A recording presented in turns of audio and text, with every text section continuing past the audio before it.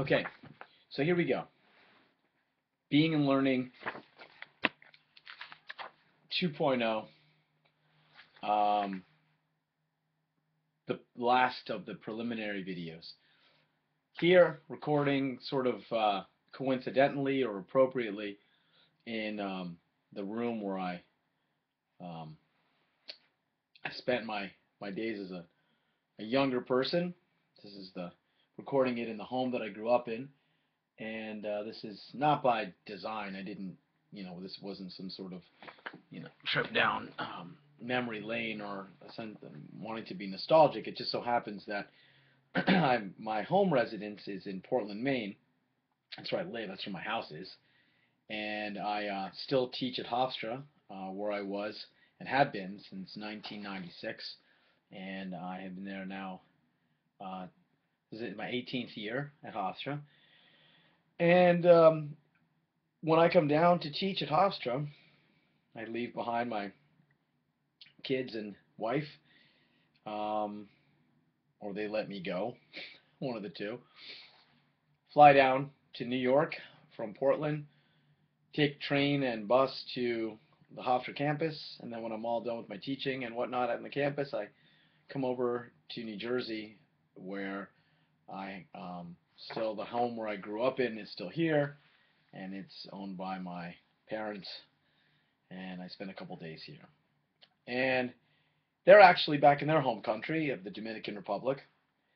So it's interesting to be back here, to also be alone. I think it's appropriate in some sense that the first couple of meditations will be recorded here in this house, in this room. In fact, I want to mention, and this is for the record, this is purely documentary,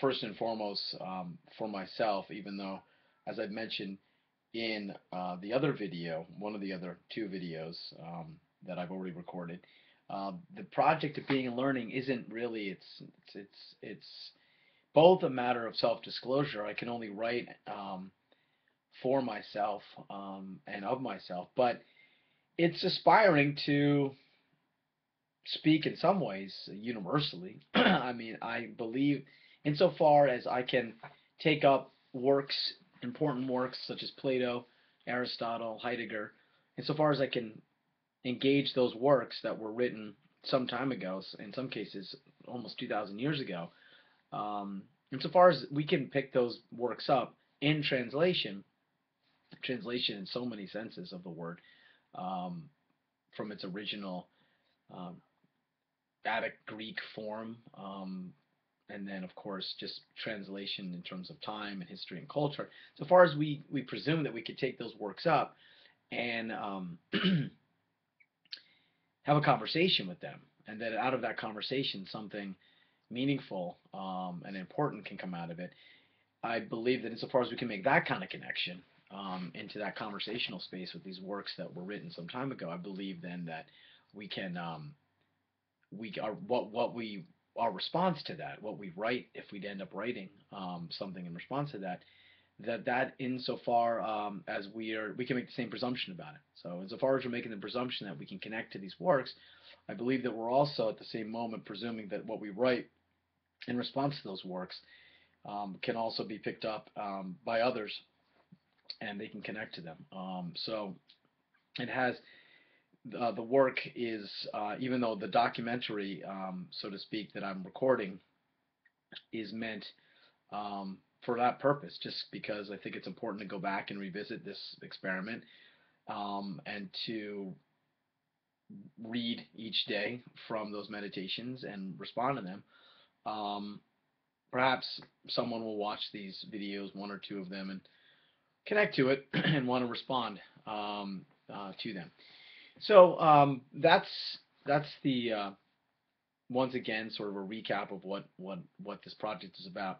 And so today, the last of the preliminary videos that I'm recording is going to be a reading of the paper that got the whole thing going. Because initially, I did write a paper. I believe I wrote this paper in the fall of 2003. That is to say, I don't actually remember. I know when I submitted it. I submitted it in December to the Philosophy of Education Society of Great Britain, and in fact, coincidentally, I'm wearing a hoodie that I bought there. None of this is intended. None of this is planned. None of this is by design.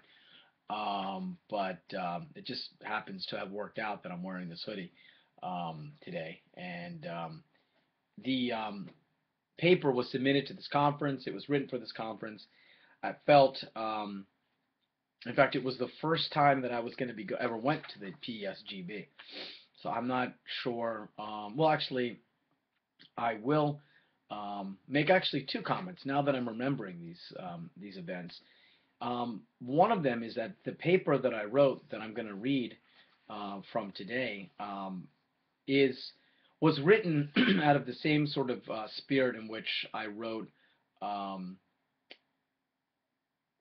Being and Learning. That is to say, obviously, it followed from the writing of this paper that I felt that something urgent was necessary on my part. I felt the need to break out of what I, at that point, felt was very formulaic writing, and the expectations for writing in journals and the expectations for presenting papers at conferences is just really formulaic. So what I decided to do was to return to these important fundamental questions and write in a way that I felt was authentic to those questions, my understanding of it.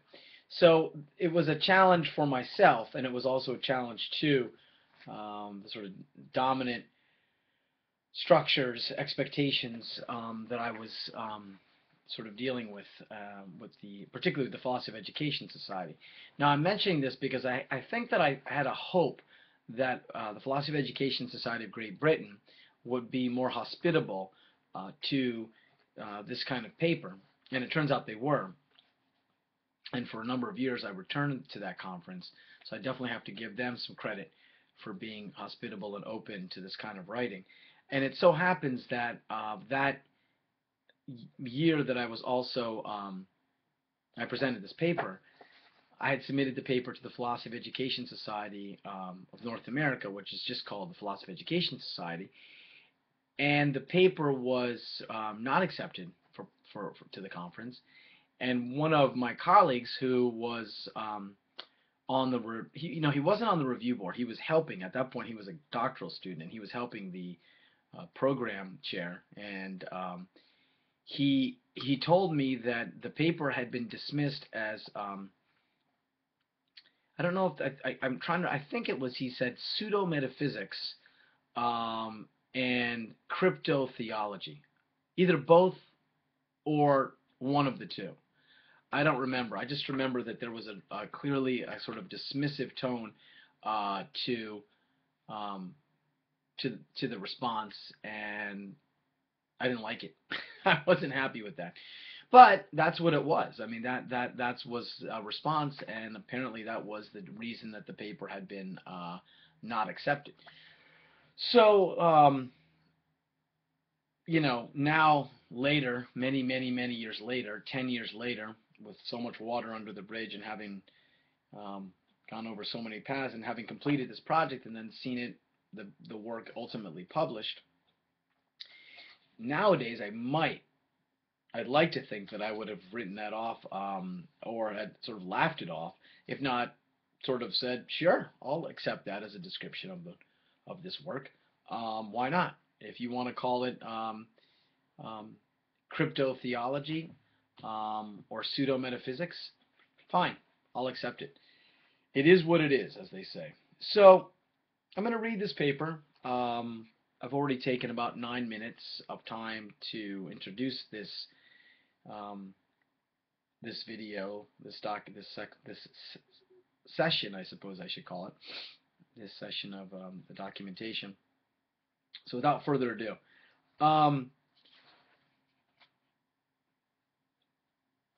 the paper was originally titled "Tune In, Turn On, and Let Learning Happen."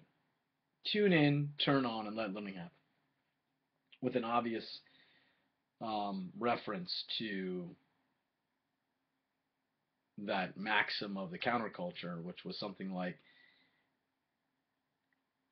turn off, tune in, drop out. I'm really not able to quote that verbatim, but whatever the case may be, it had a kind of countercultural reference to it, the original title. The paper begins with a quotation from Heidegger from What is Called Thinking.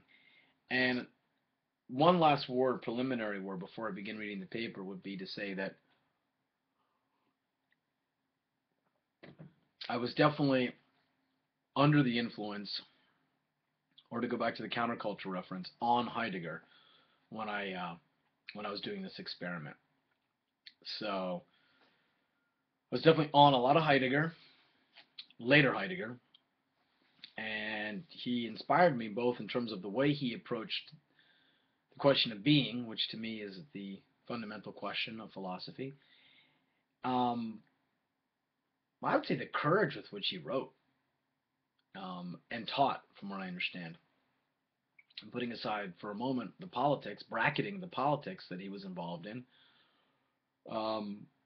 he really inspired me in terms of the pace at which he wrote, the style of which he wrote, and his unabashed recognition that philosophy and poetry emerge from the same sources, he said.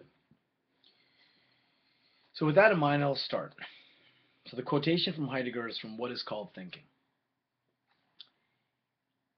The mythos of that appeal of foremost and radical concern to all human beings, which makes man think of what appears, what is in being. It's a fragment. The mythos of that appeal of foremost and radical concern to all human beings, which makes man think of what appears, or what is in being. So in the sixth book of the Republic of Plato, Plato describes the philosopher as the real lover of learning. In Book 7, he argues that every human soul is capable of learning how to contemplate being. Thus, the real lover of learning is the learner who desires to hold being, behold being. In the seventh book, he says, just as one might have to turn the whole body around in order that the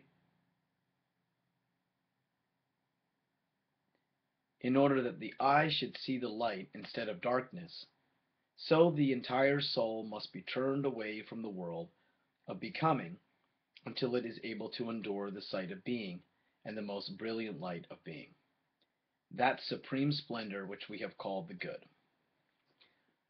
Further along in Book 7, he identifies authentic education as an art of circumturning or conversion, an art that turns us towards the good. Education is not an art of putting sight into an eye that can already see, but one of turning the eye towards the proper gaze of being. That's what must be managed, Phaedo insists. What is evident for Plato here in the Republic and throughout most of his dialogues is that the lover of learning is one who is drawn towards thinking. That is, one who is attracted by and desires to contemplate being. However, what is it that's turned on to learning, understood here as the contemplation of being? If, as Plato suggests, the essence of learning is found in the soul's attraction to being, then it would appear to follow that the essence of teaching is found in a proposal, a proposition, which awakens a desire to attend to being. Teaching arouses a circumturning towards being. So in what follows, I will attempt to give an account of teaching as this art of turning on the desire to behold being. However, before I can engage the problem at hand, I need to unpack some claims I made in my opening statement. First and foremost, I need to show what it means to describe learning as the desire to contemplate being. This showing requires an understanding of contemplation, of this proper relation to being, and what's more, an account of being itself. Here, I'm going to depart from the traditional reading of Plato's good as existing in another heavenly realm, and reread it as the permanence of presencing. So I'm overturning what Plato has said regarding the relationship between being and becoming. My reading of being is that it is becoming. Once established as a matter of attunement, of being in touch with what appears before us, contemplation is then identified as the consummation of learning. The next step will be to offer an account of teaching as facilitating the introduction of the learner and being. Yet in order to make this step, I must first offer a reading of what Plato identifies as our power of learning, as the capacity to respond to being, as the capacity to attend to the matter that stands before us, or in Arentian term, to love the world. Once I have shown why we are always already potential lovers of learning, I can then describe teaching as a matter of activating this latent passion. So in my final section, I'm going to attempt to synthesize these various descriptive moments in order to offer an account of teaching as letting learning happen, as the excitation of the passion to attend to what appears before us, namely the excess of being. When Aristotle concluded his analysis of the four causes in Book 12 of the Metaphysics, with the claim, "The act of contemplation is what is most pleasant and best," he is extending the tradition of thought inherited from Plato. His extension was twofold. First, he embraced and thereby maintained the Platonic version of nous as power, indeed as the defining characteristic of the human soul. Quote, "Therefore, the possession rather than the receptivity is the divine element which thought seems to contain," he tells us, before he adds that contemplation is what is best and makes us happiest. Second, he clarified and thereby reified aeon as a being, the prime mover. Aristotle's extension, which completed the sublation of pre-Socratic philosophical language initiated by Plato, so the sublation of the pre-Socratic language was initiated by Plato. Aristotle's extension of that became the foundation of Western philosophy until Heidegger attempted to recover the originary understanding of those original categories. Aristotle's extension and Heidegger's subsequent deconstruction are the basis of which I offer my account of learning as the desire to contemplate being. I begin my account by tracing Plato's real lover of learning to Aristotle's good and happy soul. In Metaphysics, Book 12, Chapter 7, Aristotle describes contemplation as an activity, an act that is most pleasant and best. What he is claiming, of course, is that the human is most alive or most attuned to life or existence when involved in this activity. The human soul is activated or animated in a unique way when it possesses the divine element. What is possessed here is life that should not be reduced to thought, if the latter is understood as the abstract thinking of the singular cogito. Misleading in this 7th chapter of Aristotle's Metaphysics, Book 12, is the claim that contemplation is underway when thought thinks on itself. It's an important line in Aristotle that represents the errant path which leads us straight to the Cartesian meditation and ultimately to our own view of the matter as self-reflection or meditation. That is to say, the reduction of contemplation to a cognitive or psychological activity. The purely cognitive depiction of this special activity of contemplation that we have inherited diminishes the phenomenality of being that is still very much present in the medieval mystical account of contemplation. For example, the medieval Vita Contemplativa of St. Francis of Assisi, which is given a philosophical account by Bonaventure, preserves Aristotle's view that contemplation represents those rare moments when the soul is aware of its connection to the life force which animates all living beings. Thus, contemplation is the highest and best activity because in it the human participates most in the ground of its own existence, namely being itself. Quote from Aristotle: "On such a principle, then, depend the heaven and the world of nature, and it is a life such as the best which we can enjoy, and enjoy for but a short time. For it is even in this state which we cannot be, since its actuality is also pleasure." Unquote. We've inherited a one-sided depiction of contemplation, one that has reduced it to its special type of thinking, in the psychological sense. We recover the existentiality of contemplation when we link with Aristotle this special activity to the manifest existence of the universe as it appears to us, specifically in the state of nature. Again, the image of St. Francis communing with wild animals depicts well the activity of Aristotle is describing as contemplation. Rare indeed are the moments when we become so intensely attuned and connected to life and to being. Yet we are hard-pressed to argue with Aristotle and Plato when they describe these moments in terms of joy and love. I've offered a redescription of contemplation, one which focuses on the capacity of the human being to be with being. That is, to place oneself in the location, templum, a significant place for observation, in order to observe or see, contemplare, the coexistence of oneself with the permanence of existence. And that's why I was relying on Bonaventure's account of St. Francis communing with the animals. Contemplation described under these conditions is thus read with an emphasis on the parts con, with, and temp, time. The temporal quality of being suggests that permanence is not a static phenomenon. Aristotle's prime mover, the being of beings, is the ground and wellspring that floods and ebbs, the animating force, life. The activity of contemplation I'm identifying is set within the dynamic presencing of being, which permeates all being. Being's permanence is the remainder, which exceed as well as what lasts or remains hidden and withdraws.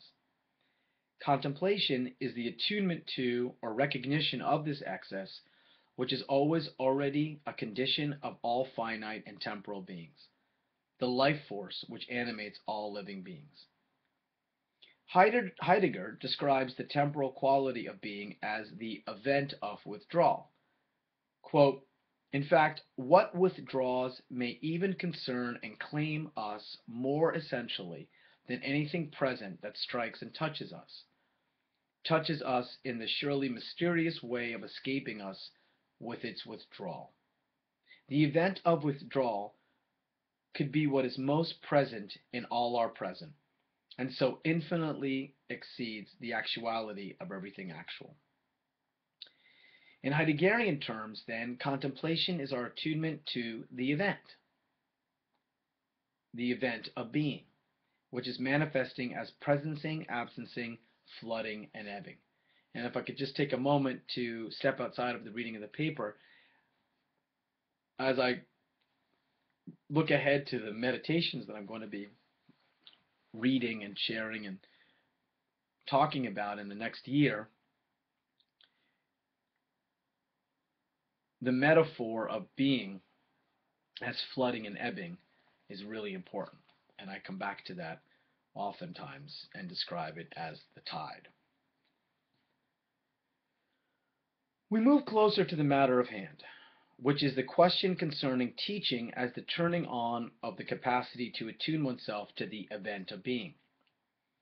The account of contemplation and being I've offered allows me to better explain why the lover of learning is the one who desires to be situated in that special relationship of being. As I have attempted to show, the love that defines Plato's philosopher is the happiness of Aristotle's good soul. In both Plato and Aristotle, however, there is an important emphasis placed on the power or capacity of the human being to be situated in this relationship. The desire is latent, and as Heidegger will say centuries later, it's always a matter of heeding the call of being. In other words, the question is never, can we heed, but how? Thus, if, as I remarked at the onset, education and teaching is the art of turning the eye, the mind's eye, the soul's eye, toward the proper gaze of being, thereby activating learning, or letting learning happen, then we take for granted that we have the capacity to do this, the eye to contemplate being, or to perceive being. But the path I am following does not allow us to take for granted what is central to the discussion. What's more, if the essence of teaching does involve a turning on of a latent desire, then the teacher, as teacher, is required to understand what it is that they are activating. Thus, a word or two on this power to learn, on this capacity to respond to being, to attend to the matter that stands before us. To speak of power in terms of capacity is problematic because there's a danger of falling back into the language of the cogito, of the mind and its faculties, and this is a language I'm attempting to dispense with, if not deconstruct. The progress made was thus far initiated by a recovery of the existentiality of being through a rereading of Aristotelian animation. In turn, the power that we're focusing on is not to be reduced to a faculty or to a mind's eye, but is identified as the animating force of life itself. That's where the power is. Thus, we are always already located in the relationship with the excess of being insofar as we are animated. The question that follows is whether or not we concur with Aristotle, who asserts that we can, quote, enjoy this but for a short time. Why is this the case that we are incapable of enduring in our response to being if this relationship is the proper mode of our existence? In fact, if we are always already situated in this relationship, how couldn't we endure in it? The question of enduring or remaining attuned turns on the reading one brings to Aristotle's short time. The short time we are capable of enjoying could be read in light of Plato, who insists that the contemplation of the good, the splendor of being, is something that one can only momentarily or fleetingly experience. But here Plato is, of course, operating under a metaphysics that distinguishes sharply between the being of beings and beings themselves. In turn, his distinction does not allow for him to place the lover within the world of beings. Contemplation of the good takes one away from the world, to a transcendental beyond, or behind. Again, in Plato, the proper relation with being occurs when and only when we use our power for seeing the good. This power to see, nous, understood as the capacity to know, to understand the truth of being, is the defining characteristic of the human soul, according to Plato, as we've already seen. But within the Platonic metaphysics, we can only gather a fleeting glimmer of the splendor of being because our bodies weigh us down.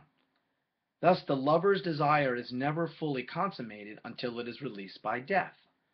Perhaps the best summary of this is Plato's Phaedo, the dialogue, which culminates in the claim that the embodied soul must do her best to be calm and direct the passions of the body.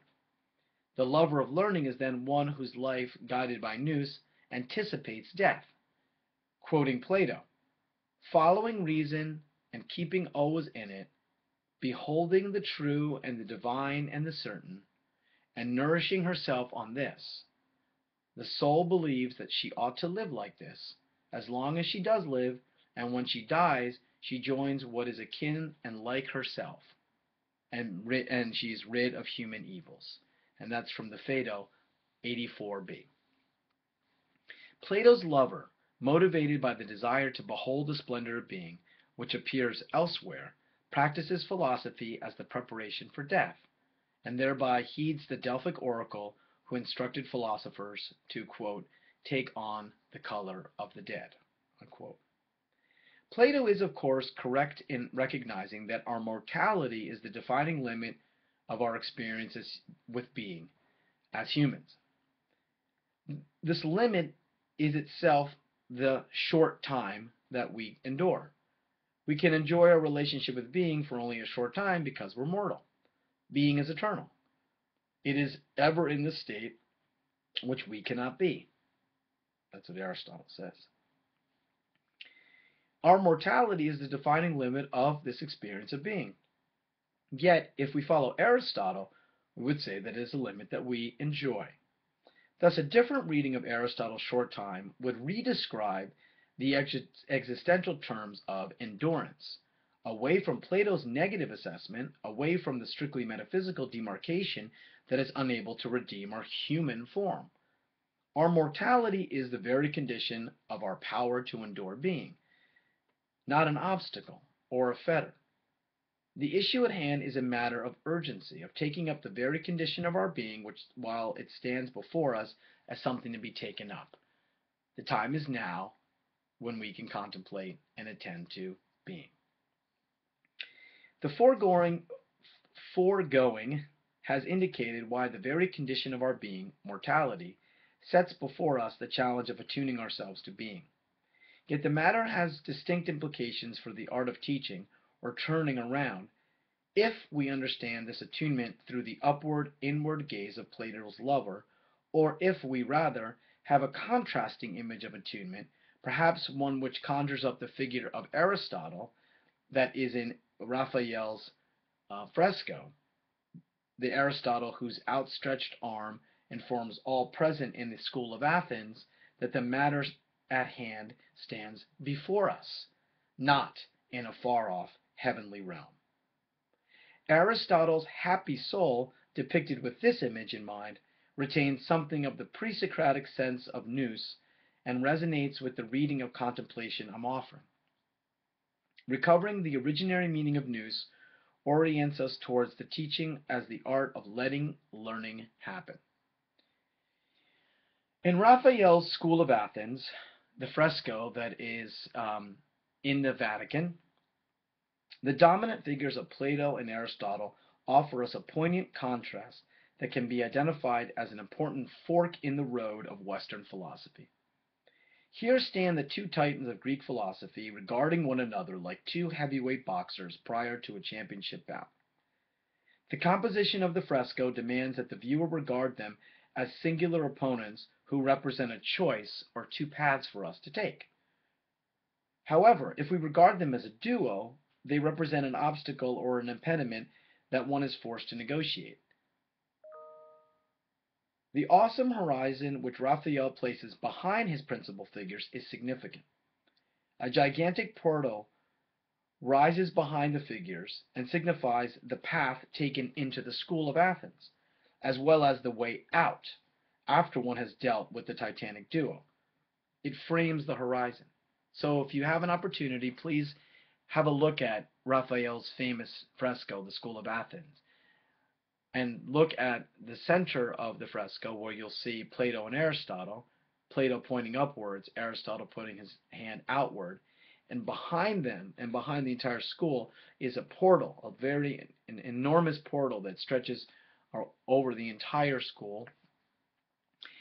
And what I'm suggesting is that the viewer, us, we who are taking up the School of Athens, and particularly these two figures, have to find a way to move past Plato and Aristotle and through that portal, or what I am calling more recently in my work, the threshold of philosophy. So let me read the last sentence again. Taken together, the horizon, the portal, supplant Plato and Aristotle. It's bigger than they are. And thereby it represents the excess in philosophy, what remains, and the not yet in philosophy. In this excess, we locate a hermeneutic landscape where philosophy, learning and teaching, unfolds through the dialogic interpretation of the primary symbols that mediate our experience. For example, being, the word. When we find ourselves in this location, beyond Plato and Aristotle, beyond the school of Athens, through the threshold, and into this landscape that I'm calling the open landscape of hermeneutic phenomenology, which is yet to be fully explored. When we find ourselves in that location, this current of past, present, and future, we encounter what is beyond Plato and Aristotle, both what has been offered before them, as well as what will come now and later. So, my discussion of Raphael's masterpiece is offered as a way of drawing attention to the historical life of the primary terms of Greek philosophy, what comes before and after Plato and Aristotle, specifically the terms aeon and nous.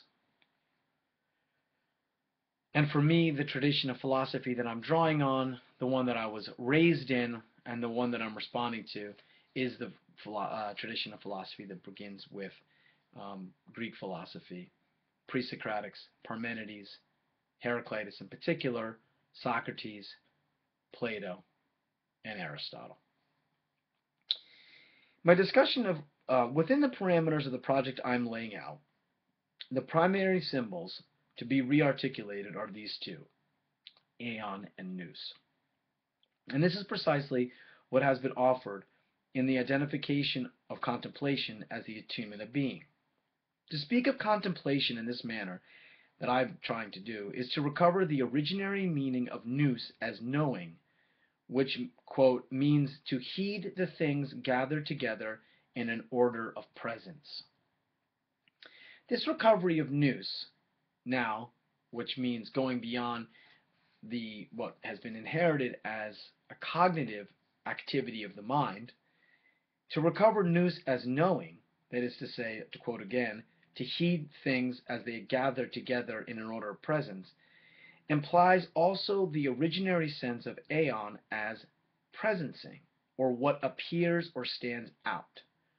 Together, the two originary terms offered us the basis upon which we can speak of learning as heeding or attending to what stands out, and teaching as the direction of attention towards this excess or remainder manifesting in the presencing which permeates all beings, the heavens and the natural world.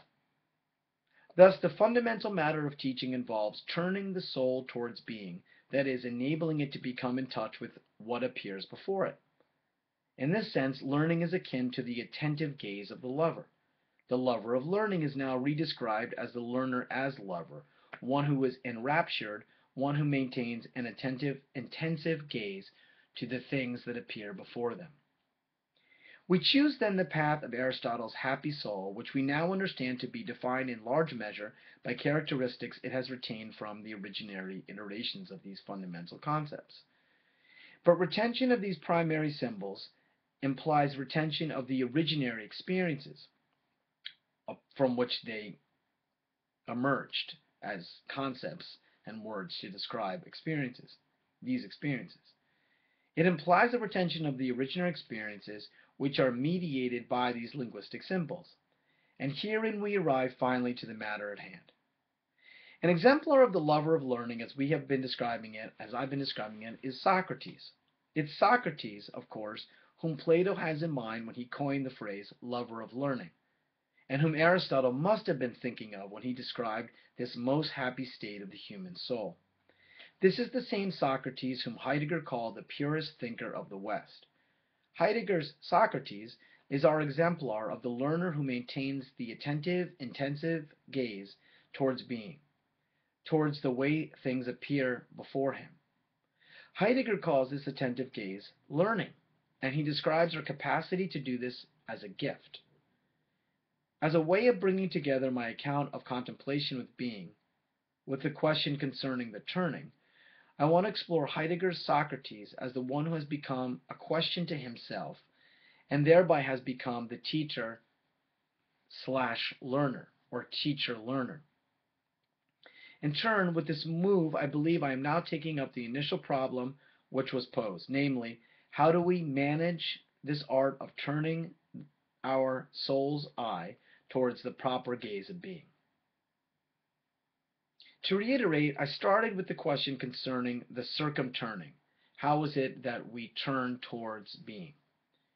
What's not entirely clear is how this lever, or how we get introduced to, or turned around, or turned onto this learning. That is to say, learning understood as the contemplation of being, or as the attentive, intensive gaze toward what is appearing before us. If, as Plato suggests, the essence of learning is found in the soul's attraction to being, then it would appear to follow that the essence of teaching is found in a proposal, a proposition, which awakens a desire to attend to being. Teaching arouses a circumturning towards being. So what I would now like to suggest is that the art of turning contains both moments. Put another way, only the authentic learner can be the teacher. When Heidegger describes Socrates as the purest thinker, he is describing thinking as knowing, receiving, or heeding. Heidegger's Socrates is not Kant's, for whom knowing is nous, or Vernunft, the faculty or tribunal of reason, which perceives the logic behind the appearance of beings. Kant's Socrates overcomes or transcends this appearance. But Kant's Socrates is not the perplexed Socrates, the one whom Heidegger imagined when he identified him as the exemplar of learning, that is, of teachability. And I'm just going to step aside here for a moment and say that I'm reading this paper as it was written. Today I wouldn't write that sentence, because I disagree with my former self on this point, and I believe that Kant's Socrates is much more in alignment with Heidegger's Socrates, that is to say, the Socrates that I am portraying. For Heidegger, Socrates was the exemplar of learning because he placed himself at the center, or in the midst of things, in the excess of being. So he didn't place himself at the center of everything. Rather, he placed himself in the midst of everything. And that, to me, is a fundamental difference between the Cartesian position of philosophy, which places the self at the center of everything, and the Socratic meditation or contemplation, which is to place oneself in the midst of everything. Placing himself in the draft or current of beings as they appear prevented Socrates actually from writing, Heidegger reminds us, from attempting to put down or ensnare, trap, and thereby make static that which is dynamic. In turn, the only way to express being caught up in this current of being was through the dynamism of dialogue. He was a pure learner because he placed himself always in the midst of being's presencing, and thereby allowed himself to be drawn into the condition of being. Thus, when Heidegger says that the teacher must be capable of being more teachable than the apprentices, he is referring to this Socratic position of nearness, which we can come to identify as the aporetic quality of Socrates' experience. He was confused, and it was the mark of his learning teaching that brought him this confusion that he brought with him when he went into every dialogue and in turn confused his friends, or those who he was speaking with. Socrates' teachability is offered as the unstable logi he sets in motion. The dialogues, they're unstable because they're aporetic. With this aporetic or inconclusive quality of his dialogic encounters, Socrates reveals a form of logos, that is to say, a way of communicating or practicing languages, which retains Heraclitus's characteristic of being as the conflictual play of opposites. So in that sense, Socrates is retaining Heraclitus's idea of logos and Heraclitus's experiences with logos. His nearness is expressed through dialogic practice. So I'm suggesting that Socrates' dialogue was a way of him placing himself in the midst of things, specifically in the midst of the human dynamic. Classic example of the Socratic teachability of letting learning happen by placing oneself in the midst of things. And this placing oneself in the midst of things, you have to understand here, is an important way of positioning oneself. So this is the way that one is placing oneself in the midst of things philosophically. I'm calling contemplation, a heightened attunement towards the dynamic presencing of being. A classic example of this is in the Meno. It's described by Plato in his dialogue, the Meno, line 80, A through D, section 80, lines A through D. So Meno, the character who Socrates is speaking with, says, Socrates, even before I met you, they had told me that in plain truth you are a perplexed man yourself and reduce others to perplexity. If I may be flippant, I think that not only in outward appearance, but in other respects as well, you are exactly like that flat stingray that one meets in the sea. Whenever anyone comes into contact with it, it numbs him. And this is the sort of thing that you seem to be doing to me now. My mind and my lips are literally numb, and I have nothing to reply to you. Socrates responds, as for myself, if the stingray paralyzes others only through being paralyzed itself, then the comparison is just, but not otherwise. It isn't that knowing the answers myself, I perplex other people. The truth is rather that I infect them also with the perplexity I feel myself. And if I can step aside for a moment again, I 100% believe this to be an accurate depiction of Socrates. And I don't believe there's any irony, despite this tradition of talking about Socratic irony, that, well, he really knows the answers, he's just playing that he's dumb. No, he's just comfortable. What he knows, and there's nothing ironic about it, is that he is in the midst of something that is much grander, greater, more powerful than he is, and that this powerful place that he finds himself, this powerful place of an attunement with being, calls him to respond to it.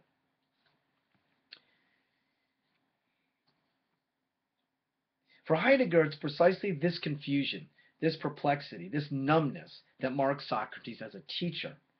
He was ahead of his apprentices because he was more teachable, which means he was not more learned, which is the sort of classic depiction of the teacher as the master at the center of the room who knows everything, but rather he was more capable of learning. He was more comfortable in his confusion. The teacher as a teacher is capable of being more teachable, Heidegger says, because, quote, the teacher is far less assured of his ground than those whom learn are of theirs. That is to say, he is comfortable in his confusion and in his state of inquiry, which is another way of describing, but more positively, the state of confusion.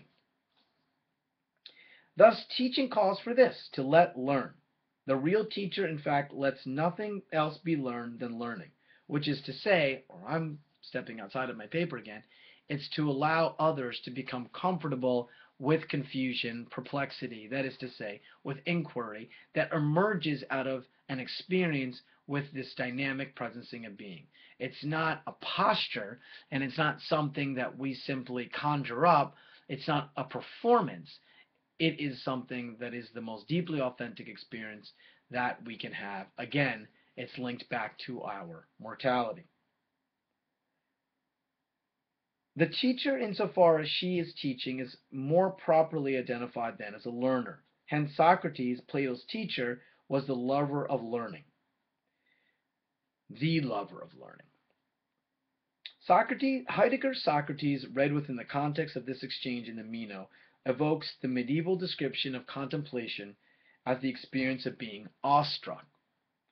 It's the experience of Thomas Aquinas, who abandoned his 5 ways to the existence of God after being struck dumb by the sublime character of being which exceeded his rational account of God's existence. The great scholastic was numbed and silenced. So the legend goes, he neither wrote nor spoke another word of philosophy after that moment late in his life when he, by his own account, encountered the sublime, excessive nature of being, which Aquinas recognized could never be held by the human intellect, nor expressed in language. Socrates, of course, was never at a loss for words, and it was, in fact, the way he used language which stung others. And it's precisely this approach to language that is potentially educative for us who attempt to raise fundamental questions about the meaning of teaching and learning. Indeed, it is in the mytho-poetical way we approach language that we in fact turn on, tune in, attune to, and thereby let learning happen. And this, of course, is going to be what being and learning, the experiments with philosophy, is all about.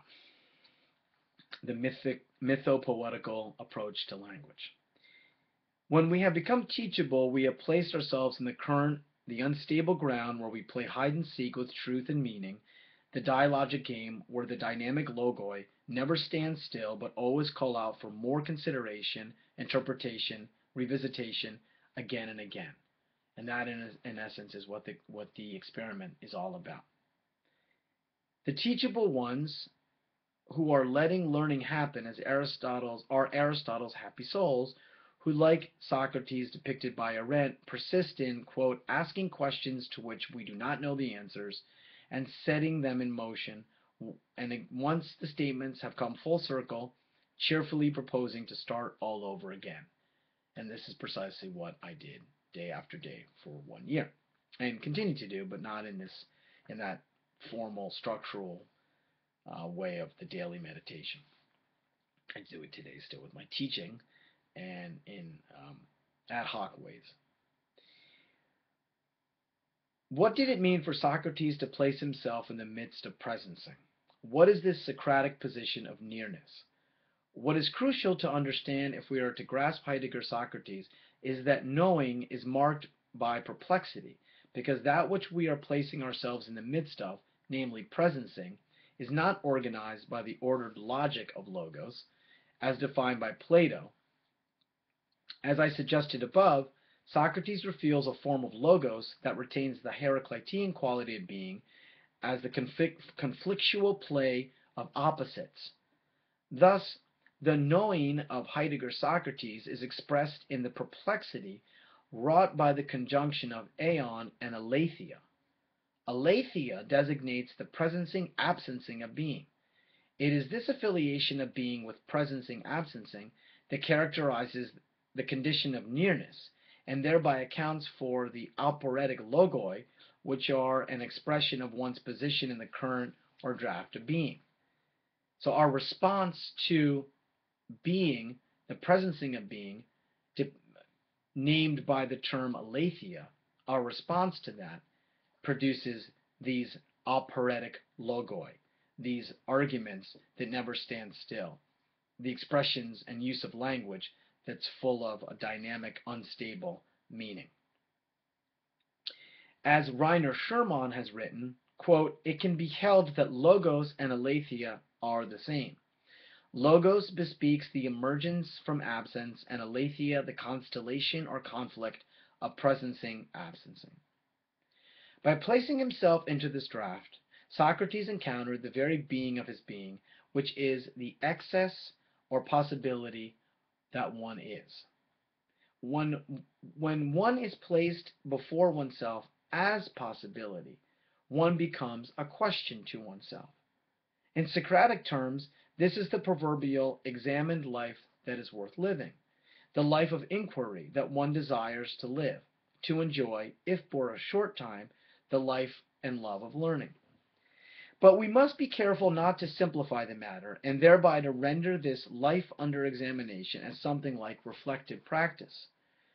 One must risk placing oneself in the draft, the unstable ground, in order to become teachable.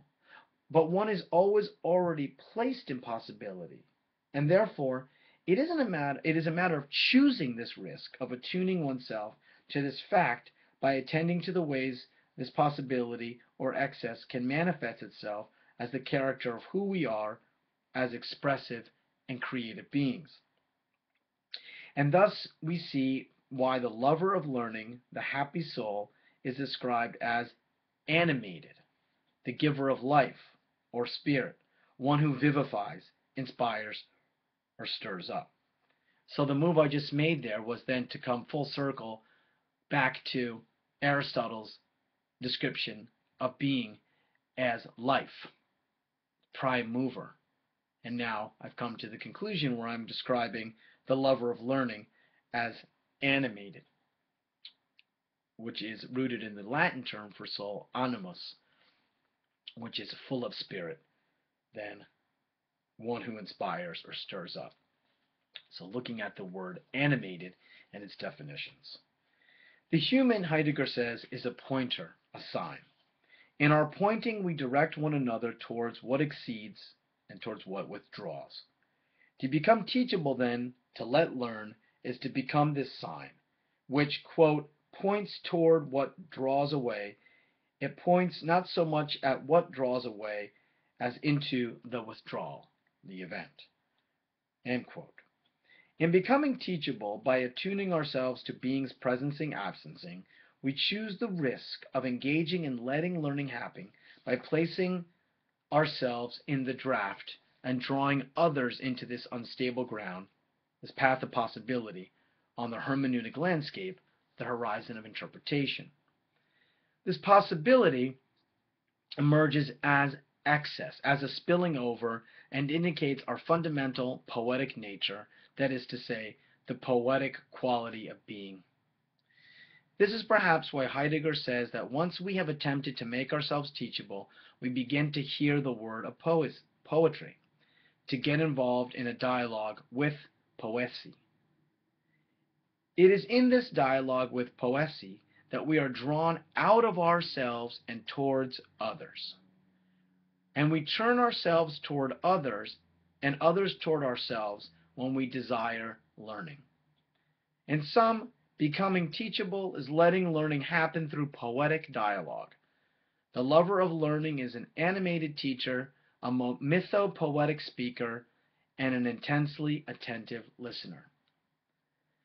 Thus, it's possible for us to talk about teaching, the turning, as a particular way of speaking or using language that attends to and expresses the presencing, absencing of being.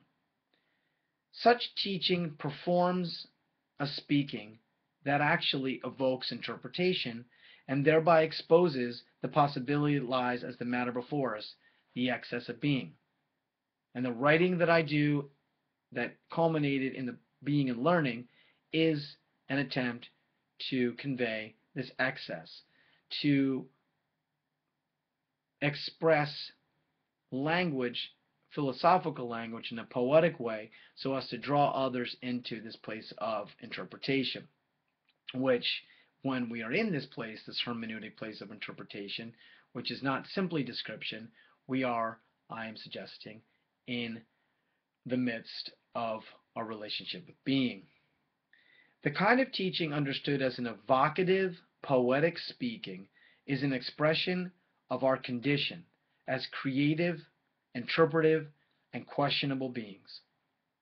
By heeding the call of being, we become teachable, let learning happen, and do so by speaking poetically or with words which are pregnant with a meaning that exceeds even our own intentionality. We're aware of that. Thus, when we speak in this way, we create a situation of attentiveness that we can call poetic dialogue. Poetic dialogue emerges as an acute or intense attention to the word, to language. It is thus the lover's gaze or rapt attention expressed through language. Dialogue that draws us attentively towards one another and situates us in the proper relationship to one another, to the world, to nature, and to being. And that's the paper. That's the paper that I turned back to on February 13th, 2004, and tomorrow, which is February 13th, 2014, it's the 10th anniversary of my turning back and further exploring this paper. But in fact, what I did was I initially just sort of sketched out a plan, because In fact, the first day, February 13th, 2004, I hadn't yet realized what I was about to do.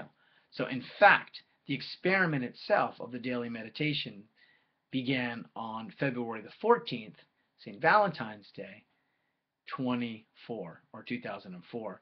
But tomorrow was the first day that I wrote and printed out material that then ultimately was collected as being and learning. So that's the paper, and it took me about an hour to read it and present it, and I appreciate if anyone has listened and watched for this long. And because this is going to be documented, placed on the blog, you're welcome to make comments here or on YouTube. So thanks for listening, and perhaps you'll watch some of the upcoming documentary videos that the videos that will document my Being and Learning 2.0. Thanks.